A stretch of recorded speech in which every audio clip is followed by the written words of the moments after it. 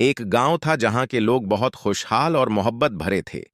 गांव की छोटी बच्चियां रोजाना अपने दोस्तों के साथ खेलने और गांव के छोटे जंगल में सैर करने जाती थीं। एक दिन एक छोटा सा बच्चा जना अपने दोस्त खां, नूरा और माही के साथ जंगल की सैर करने का फैसला किया। वो चारों दोस्त संग बनकर जंगल की तरफ रास्ता कटने लगे।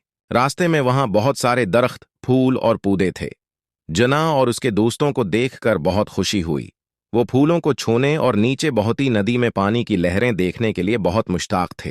रास्ते में उन्हें एक छोटा सा गांव वाला भलो मिलता है जो जंगल में सब्जियां इखाड़ कर बेचता था। जना, सलाम भलो, तुम क्या कर रहे हो? भलो, वहू मैं जंगल में सब्जियां इखाड़ कर बेचता हूं।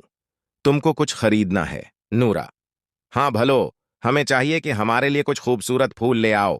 भुलो ने उन्हें जंगल के खूबसूरत मनाजिर दिखाए और उनको खूबसूरत फूल दिखाया।